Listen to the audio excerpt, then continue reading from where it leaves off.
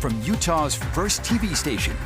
ABC4 News at 5 starts now. Well, good evening to you. I'm Brien. McElhatten. Emily Flores has the night off. We begin with this evening. Our eyes on the state capitol, where Utah Governor Spencer Cox is preparing to deliver his State of the State address. Ahead of that, I met with the governor to talk about some of the biggest issues that stand out to him. Here's part of that conversation for you. You have advocated for eliminating the income tax. Tell me how you'd like to see the tax system structured. Well, that's my point in doing that was I'm a big fan of reducing the income tax. We've cut taxes more as administration than any administration in history, over $1 billion now, and very proud of what we've accomplished.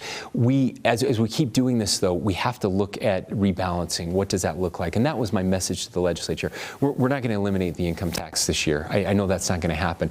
But if that's the end goal of cutting every year, then we need to have a holistic look at that. I don't know exactly what that looks like right now. And that's why I want to have the conversation. So my point in bringing that up was just to plant that seed so that we could start as a people, as legislators, as the executive branch, we could start talking about and planning for what that future looks like. As more and more states are eliminating their income tax, where does that balance out, and how do we make that work?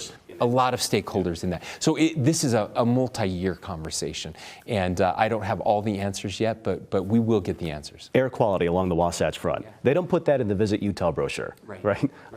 So this is a big deal. Science tells us, scientists from the University of Utah tell us this could take years off of our life. Do you feel like the government, the state government right now, is doing enough to find solutions to help us with the air pollution here? Yeah, well, I think we're doing enough to find solutions. We're still working on implementing those solutions, and there's more that we can do, and you will see more this legislative session. And so, but I always have to point out to people, this is really critical. Our air is cleaner now than it's ever been in any of our lifetimes. We first started monitoring air quality 50 years ago.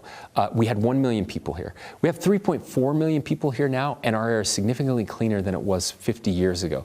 That's a miracle of modern science. Now, the very first trappers, the Native Americans who came here, called this the Valley of Smoke. We cannot change inversions. So to people who move here, I want you to know, like, this happens every year, and it will happen every year, even if all 3.4 million of us move out. Right?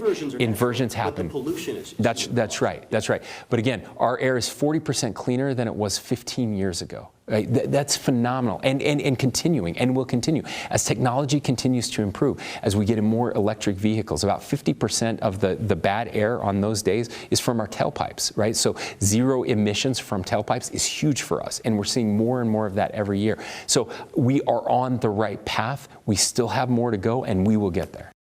So you heard from the governor there. We should expect some more words on air pollution. We will be following that issue because it affects all of us. The governor will begin his State of the State address tonight at 6:30. We will carry that live right here on ABC4 News. But before that, we'll check back in with the governor to talk about social media laws and his priorities for tonight's address. That interview tonight at 6 o'clock.